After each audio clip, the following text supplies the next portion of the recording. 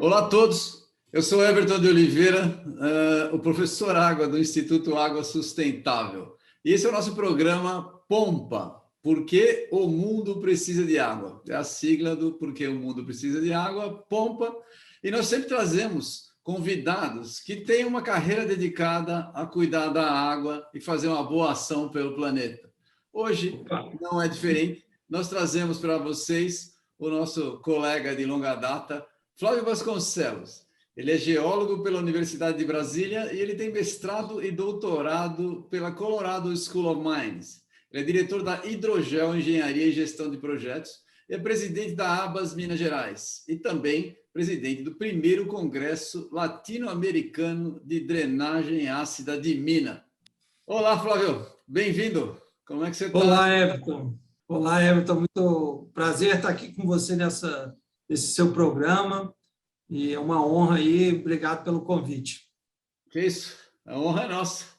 Você é um grande geólogo, trabalhando pela causa há muito tempo, né? Vamos lá. Isso. Você geólogo, especializou-se em mineração e tem trabalhado com água, como eu falei, a carreira inteira. Conta um pouco da sua história aí. Como é que foram acontecendo as decisões? Como é que você chegou até ser o Super Flávio de hoje? Atrás, conta lá de trás, antes de você decidir entrar na escola, como é que virou geólogo? Pois é. O que ocorre, né? Eu sou técnico de mineração de segundo grau, né? Formei lá no Cefet, na época Escola Técnica Federal de Goiânia, né? Minha cidade natal. E aí lá eu decidi ser geólogo e parti para Brasília, né? Para a Universidade de Brasília, onde eu fui aceito, né? Passei no vestibular na UNB. UNB, que desde então, né, tem sido aí entre os 3 melhores cursos do Brasil, né? Uma grande instituição de ensino e pesquisa de geologia. E eu imaginava que eu ia atuar na área de exploração mineral, né? E fiz estágio na RTZ na época, hoje conhecida como Rio Tinto, uma das maiores mineradoras, e fui mandado para Médio Amazonas, região ali de Alenquer, Santarém, Monte Alegre, né, para prospectar cobre, chumbo e zinco. Geólogo de verdade, né? Geólogo de verdade. Exatamente. E ali eu fiquei lá naquela região lá por quase que um ano, né? Mas o projeto acabou e eu fui dispensado, como era muito comum naquela época, dispensava os grupos de geólogos, principalmente mais novo, eu estava começando, né? E ali eu falei assim, agora eu vou mudar um pouco o meu curso, tentar sair do país e melhorar o meu inglês, fazer um estágio em geologia. Conversei com um professor de geofísica, né, o professor Augusto Pires, que tinha feito doutorado lá na Colorado School of Mines, né?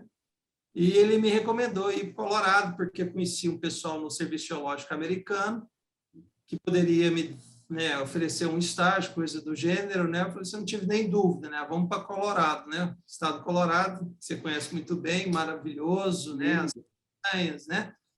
E fui para lá, chegando lá, eu me apaixonei pelo país, pela instituição, né? E falei assim, eu quero ficar aqui. E comecei a batalhar para ser admitido na Colorado School of Mines, né?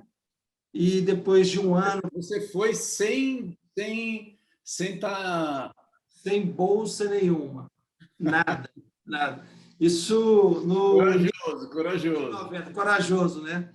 O que ocorreu?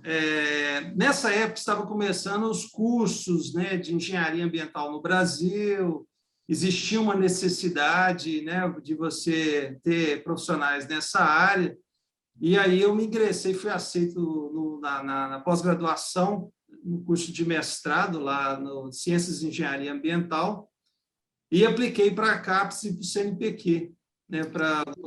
Legal. E como o Brasil precisava de profissionais nessa área, a bolsa foi concedida pela CAPES para me fazer o doutorado e eu já estava ingressado no mestrado aceito, né? A área de tese minha acabou sendo o Brasil, né? O Parque Nacional de Brasília. Eu escolhi lá estudar a contaminação de metais em solo laterítico, só que feito todo lá todo o doutorado e o mestrado lá em na Colorado School of Mines. Isso. E eu tive a oportunidade de contar com o apoio do pessoal da Embrapa Cerrados, que eu agradeço muito, que me ensinou um pouco de solo, né? E depois eles me ajudaram também no desenvolvimento da tese, que eu concluí nos Estados Unidos. Mas você fez o mestrado completo lá?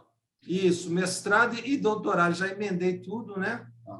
E no meados de 2000 terminei, 21 anos atrás, tentei voltar para o Brasil, aí fui entrevistado na Exalc, aí em Piracicaba, São Paulo, fiz uma entrevista aqui na UFMG e também na PUC do Rio de Janeiro, como recém-doutor. Só que as bolsas demoravam a sair muito.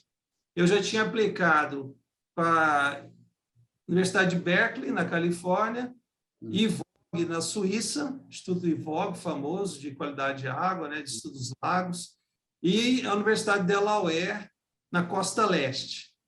E aí eu fui aceito por Delaware e voltei para os Estados Unidos. Aí fiz um pós-doc lá, aí o foco era estudar metais em água. Então, no caso, o cobre, os Estados Unidos estava desenvolvendo uma ferramenta para caracterizar critérios de qualidade de água para metais, né? No primeiro escolhido foi o cobre. Como eu tinha feito o meu doutorado na contaminação de metais em solo e foquei no cobre, né? Acabou que o professor Herb Allen me aceitou para o pós-doc, esse primeiro pós-doc, onde aí eu comecei a entender melhor a questão da água, né? A especiação de metais, desenvolver um modelo específico para desenvolver critérios de qualidade para metais em água, né? E aí fiquei um ano, cansei de ser americano, estrangeiro, disse, vou voltar para o Brasil. Essa é a pergunta, por que você voltou? Né? Porque hoje todo mundo fala, porra, esse país está difícil, não sei o quê. Eu recebo essa pergunta várias vezes, então estou perguntando para você agora, passando a bola. Pois é, o pessoal brinca, né? Eu costumo falar o seguinte, eu voltei porque lá não tem Brahma com espetinho, entendeu? Na época, então aqui tem Brahma com espetinho, tudo quanto é estado, né? Você, vou voltar lá para tomar minha Brahma com espetinho, viver aquele clima lá do Brasil, né? E resolvi voltar, escolhi Minas Gerais porque a professora Virginia Sinelli estava fazendo uma pesquisa muito interessante na área de especiação de metais em resíduos de mineração, arsênio.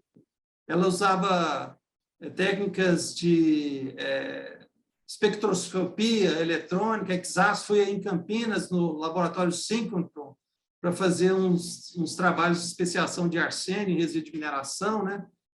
E, então, fiz um trabalho interessante com arsênio. Fiquei 2 anos na UFMG, Departamento de Metalurgia, no qual também agradeço muito. E aí, depois, resolvi entrar para a área da consultoria, né? Entrei na Golder Associates, fiquei lá 6 anos. Na época, conheci a Abas, aí conheci o famoso Everton também. Passava por aqui por Minas. E aí comecei a aproximar da Abas em 2010, né? E da palestra, o Carlos, Capitão, o Maurílio, o Brás, o pessoal, o Bertacchini sempre me chamava para fazer palestra, o professor Celso Loureiros, não sei se você recorda dele. Claro. Todos amigos. E aí fui me aproximando, militando com essa questão de água subterrânea, impacto da mineração, né? E aí passaram-se os tempos, casei, tenho filhos aqui e me estabeleci em Minas Gerais, sou muito feliz, né? E vamos tocando a vida aí. Já pegou até sotaquinho mineirinho? Minas é muito bom. Deixa eu te falar, vamos falar da tua área aí. Você trabalha com água e mineração. Isso. Para muita gente que não é geólogo não enxerga direito. Qual que é a importância da água na mineração? Pois é, Everton, a água ela é de fundamental importância para a mineração, entendeu?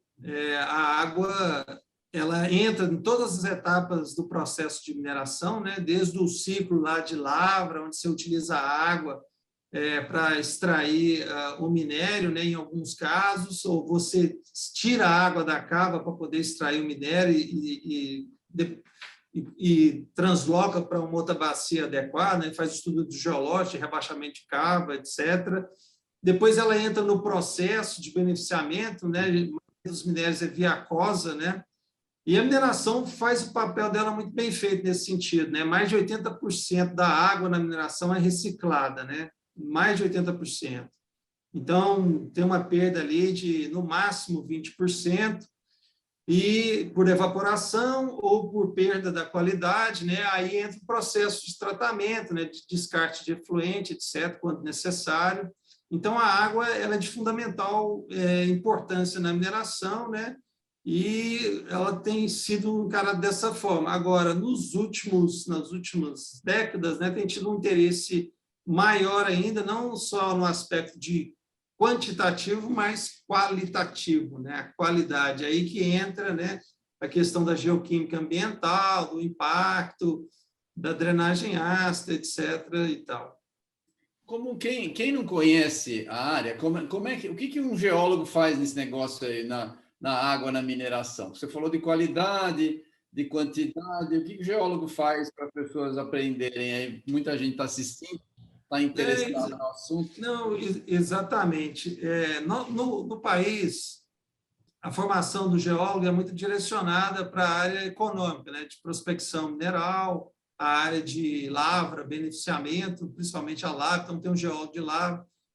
Existe uma derivação de geologia de engenharia, né, mas a gente está vendo só mais recentemente um direcionamento do geólogo para essa área aí ambiental, né? E nós temos uma grande lacuna nessa área. Então, a gente encoraja muito os geólogos que estão nos assistindo, né, que tenham interesse em entender mais do papel da geologia, da geoquímica ambiental, né, essa própria disciplina geoquímica ambiental, ela tem uma importância fundamental para se entender esses processos que acontecem em baixa temperatura e baixa pressão, né? Sim. Em geral, o geólogo tradicional ele tem um foco muito maior na formação do minério, alta temperatura, alta pressão, etc., né? Os modelos econômicos, geológicos são muito importantes, mas tem toda uma outra área técnica da geoquímica, que a gente chama de geoquímica ambiental, que é muito carente de profissionais, né? É muito grande essa área também, não é uma área tão simples, precisa de bastante dedicação, porque você também tem toda a parte de termodinâmica, de química envolvida, né? Então, Uhum. precisa de dedicação e as pessoas acham que pode ser uma área pouco simples, mas demanda bastante cuidado e tem bastante variação, não é isso? Isso, exatamente. Tem questões específicas, né, da geoquímica ambiental que são pouco conhecidas hoje, daí esse evento que a gente está promovendo aí, né, o CLADAN, visa preencher essa lacuna. Vai falar dele mais para frente. Calma, calma aí. Isso, Não adianta a bola, não.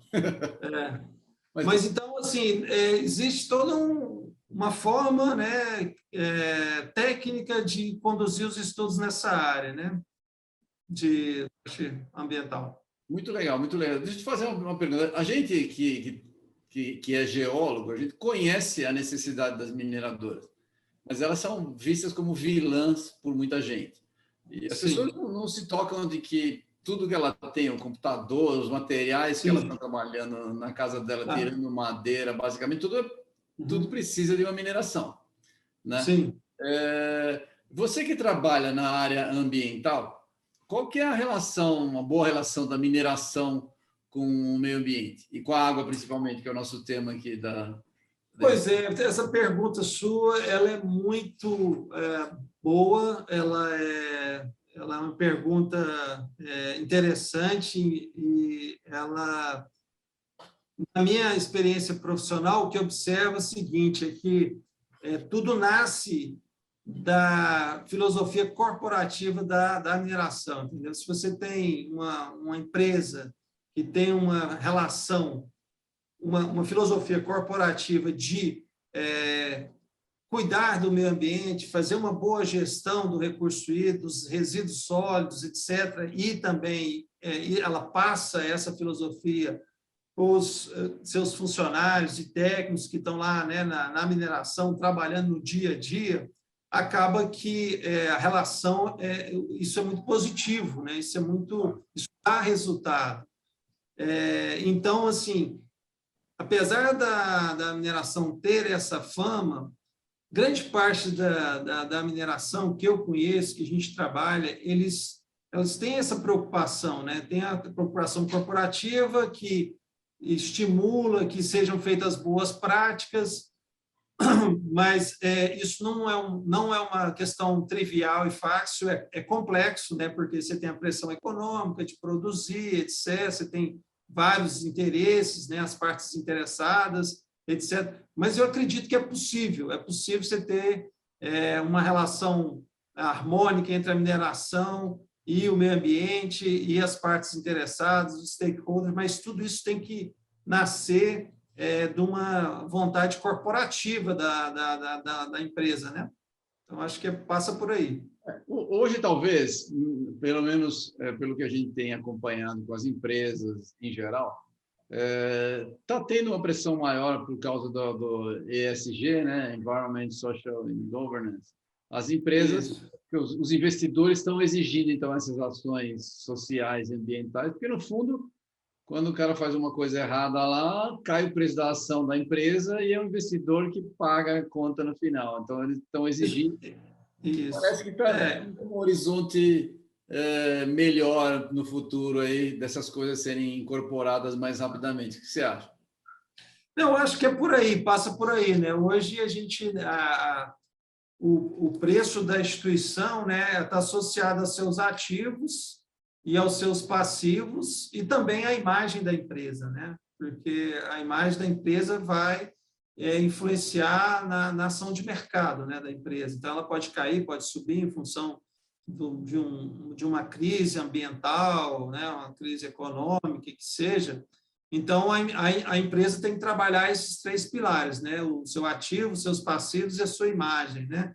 E se ela fizer disso de forma criteriosa e harmônica e perseguindo as boas práticas, e aí é uma palavra-chave, né? As boas práticas, né?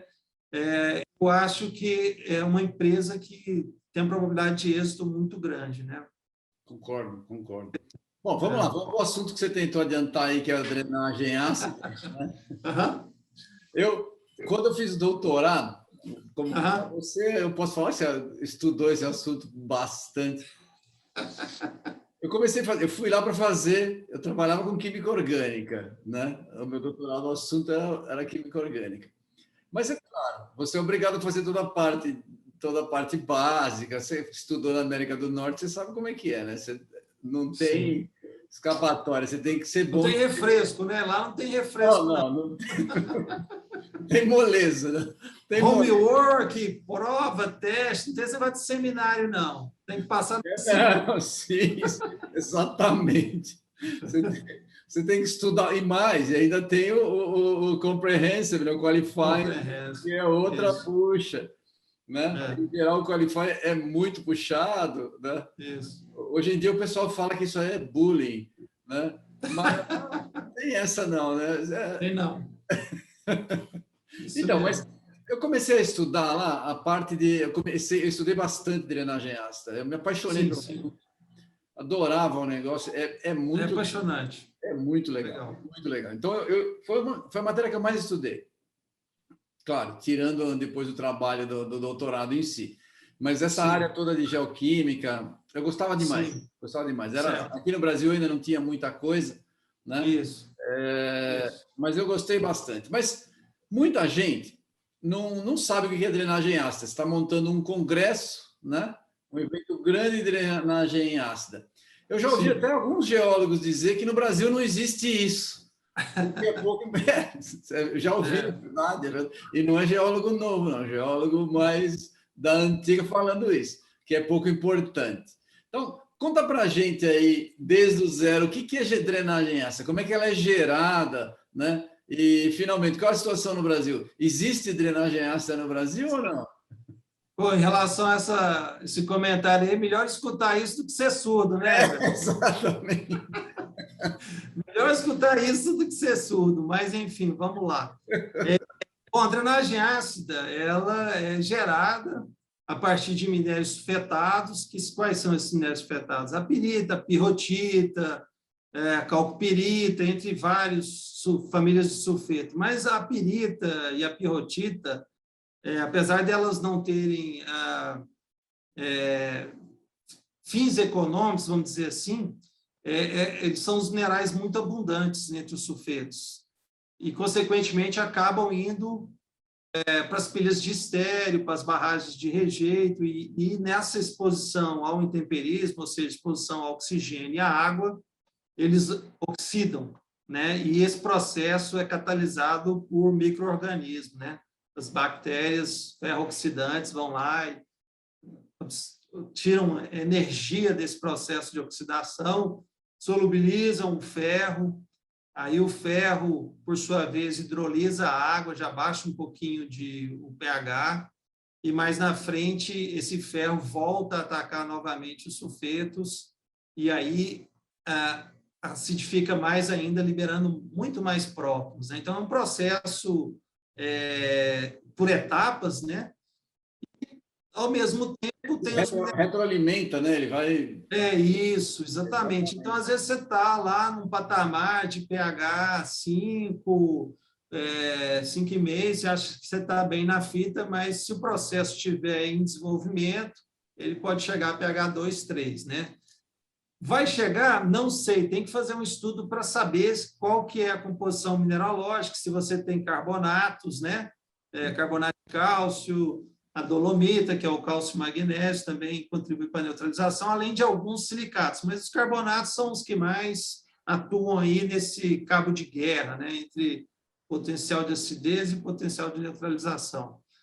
Então, a drenagem ácida, resumidamente, é isso, né, é a oxidação dos sulfetos, catalisado por bactérias, e que no meio ambiente vai evoluir ou não em função da mineralogia, da geologia, daí a importância da geologia, da mineralogia nesse processo, né, de fundamental importância. E você perguntou no Brasil, né, onde que tem. O Brasil é um dos maiores produtores de minerais do mundo, né? Nós estamos aí, claro, minério de ferro, somos aí nos top 3, mas os metais básicos, cobre, chumbo e zinco, níquel, nós estamos entre os 20 maiores do mundo. Então, todos esses minerais, além do carvão, que a gente não produz mais, mas pode gerar drenagem ácida, nós temos nas 5 regiões do Brasil, né, no sul, no centro-oeste, no sudeste, no norte e no nordeste, nós temos minerações dessas commodities. Consequentemente, nós temos casos já diagnosticados que estão em processo aí de estudos, de mitigação, de engenharia para conter, né? E isso varia muito, tem casos que são mais graves, tem casos que são mais tranquilos, e aí que está a beleza da coisa, né, Everton? É entender, né, caracterizar cada caso é um caso. Eu costumo dizer que a mineração é igual uma impressão digital, né, porque a geologia muda. Você tem modelos econômicos, geológicos, mas eles são variáveis, né? Numa área você vai ter mais um teor de sulfeto, na outra vai ter menos, vai ter mais carbonato, menos carbonato, como que está o carbonato, como que está o sulfeto, que tipo de sulfeto. Então, tudo isso são variáveis, né? O clima da região também. Uma coisa é você ter drenagem ácida lá no norte, onde precipita 2.000 milímetros por ano, outra coisa é ter no sertão do Agreste, da Caatinga lá, que é 400 milímetros por ano. São situações totalmente distintas que têm que ser levadas em consideração, né? Então, assim, o Brasil tem esse problema, daí a relevância desse evento, né? E é uma preocupação não só nossa, né? Mas do mundo todo, né? tem uma instituição, a INEP, que está nos apoiando nesse evento, e que semana que vem tem um evento lá na Austrália, online também, de 21 a 23, né? Fica aí a dica, entra lá no site, é pago, infelizmente, mas é pago, mas para os interessados vale a pena, e o nosso vai acontecer em novembro, com alguns convidados aí internacionais, que vão nos ajudar aí a divulgar esse assunto.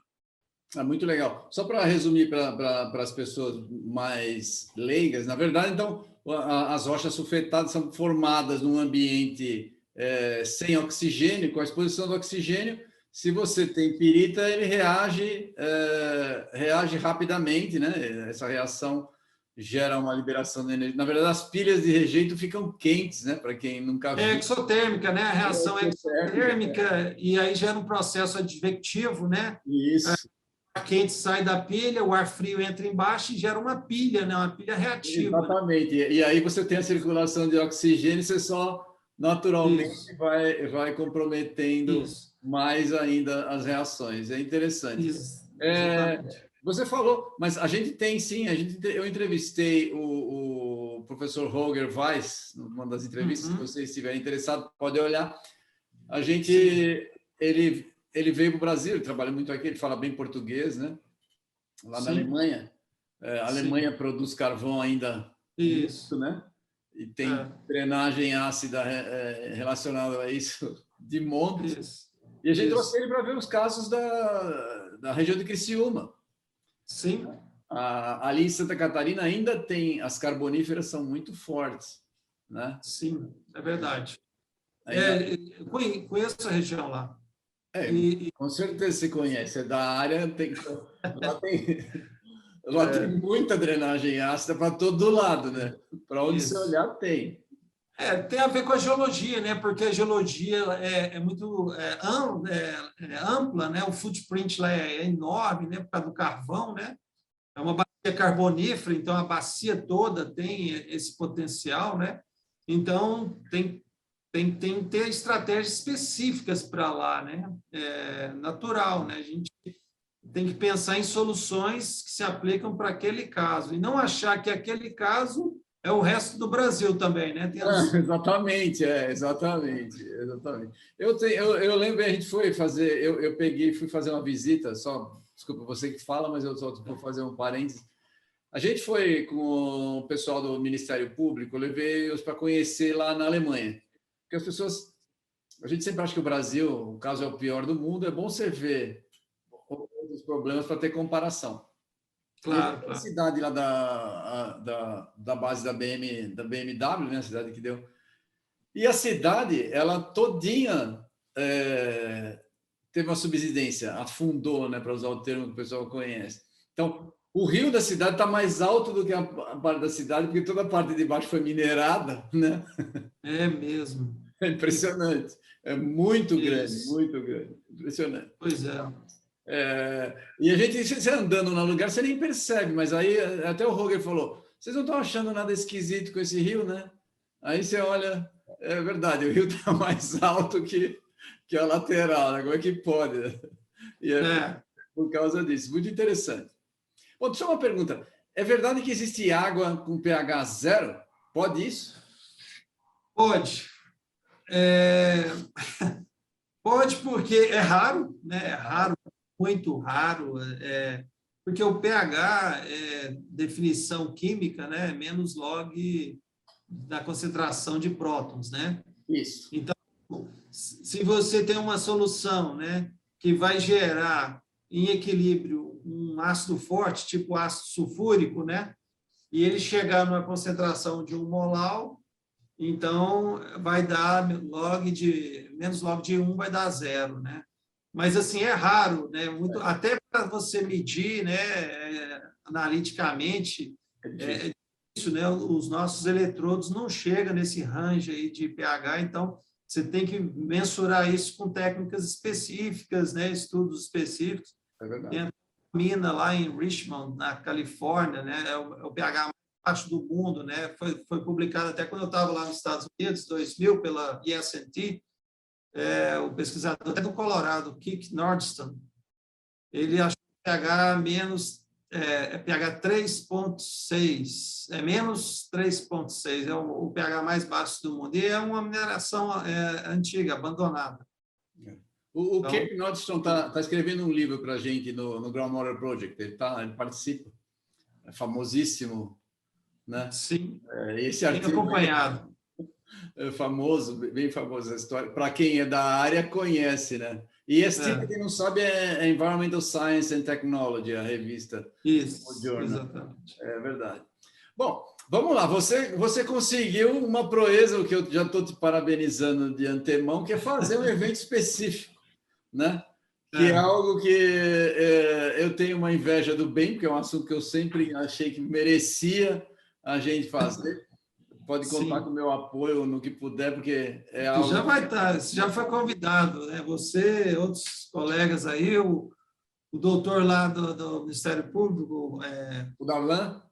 Darlan, professor Darlan, o doutor Darlan, né? Darlan é muito bom, muito bom. Gosto do carvão lá, a gente precisa... Eu tenho contato agora com o pessoal lá do Unesc e PAT, então eles têm demonstrado interesse mesmo em participar. A gente está muito contente. Legal, ótimo, ótimo. É que o Darlan saiu dali de Criciúma, mas ele conhece as pessoas e ele é um cara muito razoável no Ministério Público, muito bom promotor. Ele foi comigo lá para a Alemanha, né? Um cara muito bom, conhece. Ele fez... ele tem uma carreira diferente, ele fez engenharia elétrica antes de ser... então, até o pessoal fala assim, ele é o único advogado que consegue usar uma HP, né, para poder fazer então, ele tem um raciocínio bom de engenheiro para várias coisas, ajuda, principalmente nessa área. Sim, claro, então, com certeza. Ele é um bom convidado para isso daí. Eu falei bastante com ele, gosto muito dele, vocês vão poder aproveitar. Nossa, né, vou participar também. Isso. Então, mas vamos lá. Você conseguiu lançar um evento de drenagem ácida que é que dá um trabalhão, você sabe, esses trabalhos são puramente voluntários, a gente não ganha dinheiro nenhum, só ganha dor de cabeça, mas é bom, né? Porque você vê amigos, você aprende, você convive, muda o assunto, que é importante. E quais são os objetivos do evento? E quais são as suas expectativas, sei lá, pessoais e mesmo do grupo organizador? Quais são as expectativas? O principal é promover esse assunto a nível científico, né? Aqui no Brasil, a gente carece de uma melhor compreensão, isso é bom para todo mundo, para a sociedade como um todo. Eu costumo dizer que, no meio ambiente, Everton, se você não tem um conhecimento técnico sobre as coisas, as partes interessadas, as decisões são de cunho emocional. Entendeu? Fecha o empreendimento, tira essa pilha daqui, como se fosse fácil mover 3, 4 milhões de toneladas. Não é fácil. Então, assim, um evento como esse ajuda a melhorar o conhecimento da complexidade do assunto, ajuda a promover a boa discussão técnica, valoriza as boas práticas, né, que é o que a gente está querendo atingir com esse evento, né? Então, os bons profissionais vão ser reconhecidos, as boas empresas, enfim, toda a sociedade que está envolvida com esse tema, né, as ONGs também, etc., vão entender melhor a complexidade e vão saber encaminhar melhor essas questões que são fundamentais. A gente sabe que a drenagem ácida é um dos maiores potenciais de contaminação da água subterrânea em ambiente de mineração, então ela precisa ser bem gerenciada, né? Então, isso o evento vai ter esse desafio de promover, né, esse debate e levar a gente espera, né, que após ele, fazendo os mini cursos, escutando as palestras, escutando a apresentação dos trabalhos, a gente tem um retorno bom aí da sociedade, né, em relação a esse tema. Então, principalmente isso, né, levar a complexidade também do tema, né? Drenagem é multidisciplinar, envolve geologia, envolve química analítica, envolve biologia, envolve processo, né, engenharia química, até sociologia para lidar com as partes interessadas, a parte mas, enfim, é muito Legislação, complexo o porque a tema. nossa legislação específica é muito pobre ainda, né? Isso. Então, assim, eu acho que a essência o objetivo nosso principal realmente é fomentar, né, esse debate, essa discussão, levar ela para um nível assim cada vez melhor. Ótimo, ótimo. É muito bem-vindo. Você pode contar com a gente, o Instituto vai dar um apoio aí, porque Ótimo. Muita gente fica muito feliz. é muito importante. Esse é um assunto que as pessoas, em geral, a mineração está longe, né? Depende, em alguns lugares a cidade chega próximo depois de um tempo, Isso. mas os problemas de drenagem ácida perduram, né? Não é algo que fica alguns anos, ele fica décadas, né? Às E vezes. tem solução, né? Assim, aí que a gente insiste, né? Que as empresas que estão investindo nas boas práticas, elas vão ter o retorno, né, cara? Você consegue ter uma mineração sem ter impacto ambiental hídrico, isso é totalmente factível, mas tem que investir, tem que correr atrás do conhecimento, das melhores práticas, fazer benchmarking, enfim, procurar as melhores empresas, enfim, associar as melhores universidades. É todo um contexto, aí, um esforço, né, para que a empresa logre sucesso aí nesse objetivo. Você falou um negócio importante.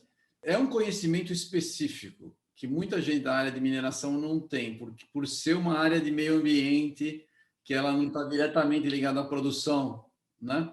Então, tende-se a fazer uma solução doméstica. Hoje, as grandes mineradoras já conhecem o problema, mas as mineradoras médias, menores, às vezes não, e quer fazer uma solução doméstica e não dá certo. Não é? Exatamente, Não dá exatamente. certo, porque você precisa de um E, especialista para fazer isso, né?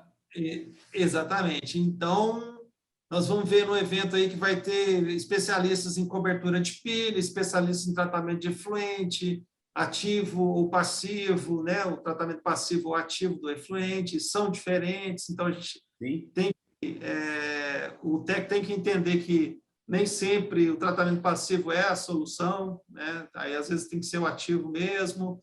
Então é isso que a gente pretende expor, né, as pessoas. Aí fica aí o convite para se inscrever logo no evento, já tá, são 100% gratuito.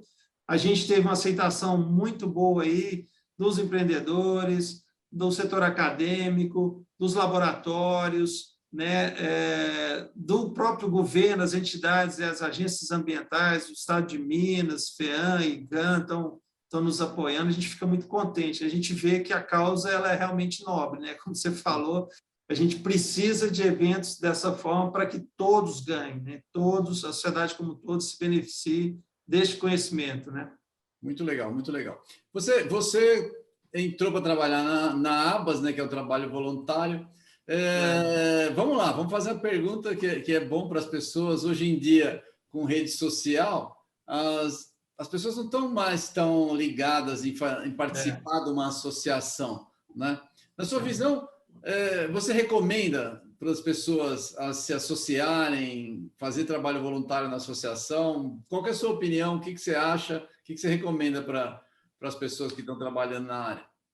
Olha, Everton, você que morou fora também, assim como eu, você sabe que lá eles encorajam muito os estudantes a se associarem às entidades de classe, né? A gente sabe disso, mas isso não é muito comum no Brasil. Mas eu acho que cada vez mais, com a questão da internet, da velocidade da informação, a gente começa a ver os modelos, né, as formas como as pessoas fazem lá fora e começa a tentar um modelo nosso que é próximo do que eles fazem lá. Então, a gente vê algumas entidades aí conseguindo uma expressão maior, aí a gente deixa parabéns aí para você na sua iniciativa aí, né, de fazer eventos desse tipo, né, que você promove. Eu acho que o caminho é por aí, para atrair essa clientela mais jovem, né, eles gostam de formação mais rápida, disposição a diversos temas, de um dinamismo maior. Então, naquele nosso tempo, há 20 anos atrás, 15 anos atrás, a gente sentava numa mesa, ia discutir, abria um mapa, tomava uma cerveja e tal. Eu acho que esse pace, aí, essa velocidade, eu acho que já não se aplica mais. Eu acho que o caminho é via redes sociais, divulgação, promoção. É claro que os eventos presenciais fazem falta, é ótimo, até a gente O lado humano, né? O lado humano é insubstituível, né? Exatamente. É importante assim, a gente voltar a essa normalidade de ter eventos presenciais, né? E, assim, é de fundamental importância que os jovens, né, que estão começando, se associem às entidades de classe. Se for água subterrânea, bem-vindo à ABAS, procure a ABAS, procure a gente. Estamos aí há um pouco mais de 40 anos, né? A entidade já tem de vida. Aqui em Minas Gerais, logo que abriu aí em São Paulo, a gente já abriu uma sede aqui, então, praticamente 40 anos, estamos aí batalhando. Temos aí vários profissionais, perfuradores de poço, pessoas do setor acadêmico, da pesquisa, da consultoria, de laboratório. Então, se aproxime, participe das reuniões. Hoje em dia, a gente está fazendo mais reunião online, mas, eventualmente, a gente faz alguma presencial. Participe, a gente precisa dessa renovação, né? Fundamental, né? Senão a entidade acaba, né? Eu já sou considerado jovem lá, né? Então, eu estou com 50 aí, né? 53 anos, e a gente precisa do pessoal mais jovem, né? Pessoal aí já com uma certa experiência, recém-formado, e até os estudantes, né? Todo mundo. E para a gente renovar, né? Ter energia nova, e todo mundo vai ganhar. Eles também vão ganhar, vão adquirir experiência com a gente, vão entender melhor o contexto, né? As dificuldades. Nem tudo está no livro didático, né, Everton? Nem tudo está no livro didático. É verdade. Existe aí a experiência aí, né, dos profissionais, né? E isso conta muito. E só participando dessas entidades é que você vai absorver, né, esse conhecimento, né? Trocar experiências. Chamado conhecimento tácito, porque a experiência, a gente só escreve uma fração do que a gente sabe, né? Todo mundo. Então, grande parte do conhecimento está na cabeça das pessoas, e é você convivendo e conversando com essas pessoas que você tira, às vezes, aquelas informações que você não acha em livro nenhum, né? E, às vezes, uma frase, uma resolve a vida. Quantas vezes eu vivi isso, né? Numa reunião, o cara fala uma palavra, uma sentença, nossa, é verdade. Aí você começa a observar, pô, uma frase que a pessoa falou, né? É verdade, é verdade. Por isso, esse tipo de informação, que é o que você falou, a história de bater papo no bar lá, porque técnico, a gente fala um monte de piadinha, fica se divertindo, mas recorre ao assunto técnico, e esses assuntos técnicos, as experiências são trocadas, e tem um valor impressionante. Eu valorizo demais, gosto muito, a gente aprende muito com as outras pessoas, porque depois de um certo tempo você lê um paper ou outro, mas a troca de informação é o que vai fazer você crescer profissionalmente, né? Isso com certeza, com certeza. Legal. Bom, a gente aqui do Instituto Água Sustentável, a gente apoia essas iniciativas do bem da água. Como é que a gente pode te ajudar para que esse evento seja um sucesso? O que eu posso fazer, pode contar. Isso. Olha, eu acho o seguinte, que a gente até abordou esse assunto aí ao longo da entrevista. Eu acho que a gente precisa divulgar mais essa questão dos processos naturais que ocorrem aí da geoquímica ambiental, baixa temperatura, baixa pressão. Então, vocês trabalham com promoção do conhecimento, da divulgação do conhecimento. Então, a divulgação de eventos acadêmicos, de entrevistas que esclareçam, que mostrem essas questões, já ajuda bastante, porque só na luz do conhecimento é que a gente vai encontrar as soluções factíveis, né? Viáveis, boas, né? Então, quanto mais divulgação do conhecimento, e aí o Instituto Água pode ajudar bastante nessa área, eu estou vendo que vocês fazem aí a promoção de livros e passam, né, de vários profissionais que fazem a tradução, isso é muito legal, muito bacana. Eu acho que o caminho é por aí, tá? Porque sem o conhecimento técnico, cara, não tem como você ter uma solução viável, né? Então, assim, a gente precisa promover cada vez mais essa compreensão das disciplinas que são importantes, né, para a preservação do recurso hídrico, né, tanto o subterrâneo quanto o superficial, né, a promoção de eventos que consolidem essas disciplinas, que difundam, divulguem essas disciplinas, é de fundamental importância, né? Então, eu acho que aí divulgar os eventos, né, também, congressos, palestras, webinars, eu acho que passa por aí, né? Acho que é o trabalho mais ou menos que vocês, na linha que vocês estão trabalhando, não é isso? Sim, exatamente, exatamente. Pode contar, a gente, claro, vai ajudar. É. Para quem está assistindo a gente, os artigos técnicos, a gente pode publicar na revista Água Subterrânea, os artigos técnicos. A gente tem uma revista da Associação de Águas Subterrâneas, ela tem uma boa qualificação pela CAPES, né? Vocês podem dar uma olhada lá. E é uma revista toda gratuita, submissão gratuita, todo o trabalho lá é gratuito. Eu recomendo muito para que vocês participem. A gente pode, se tiver os abstracts do trabalho, a gente pode divulgar na revista, a gente pode colocar à disposição das pessoas ali também de forma gratuita. É interessante. O link da revista nós vamos deixar, assim como o link do evento, tudo vai estar aqui no nosso canal do YouTube para vocês linkarem e participarem. Tá bom? Flávio, o nosso tempo, lamentavelmente, está no final. Foi um prazer falar com você. Por favor, faça suas considerações finais. Oi, o prazer é todo meu, né? Mais uma vez agradeço aí, é uma honra aí estar sendo entrevistado pelo Dr. Everton Oliveira, aí, um ícone aí no setor de água subterrânea aqui do país. Realmente, assim, é um prazer, uma honra. E eu peço aí às pessoas que entrem no site lá, né? www.abas.mg/Cladan e façam a inscrição, é gratuita. Vocês vão ver lá que tem os mini cursos, né? Vai ver toda a programação. A gente estimula também a enviar trabalhos, né? E depois vamos conversar aí com o Ayrton para a gente publicar esses trabalhos, bons trabalhos aí na revista aí da Abas, né? E então divulguem as pessoas, os técnicos que virem essa entrevista aí, divulguem aí nas suas redes sociais, nos seus locais de trabalho. Hoje em dia a gente trabalha muito pouco com o meio físico, né, de afixar cartazes, né? Mas então vamos é até melhor, né? Menos papel. Então, participe, é muito importante para nós, né? E para as futuras gerações, né? Porque essa questão é de sustentabilidade, né? A gente tem que preservar o meio ambiente para as futuras gerações que participem não só desses eventos, mas todos os eventos aí que o Everton tem trabalhado, divulgado. Isso é muito importante. Muito obrigado. Eu que agradeço. Gente, aqui foi o Everton de Oliveira, do programa Por que o Mundo Precisa de Água, Pompa, do Instituto Água Sustentável, e nós tivemos o prazer de falar com o colega Flávio Vasconcelos.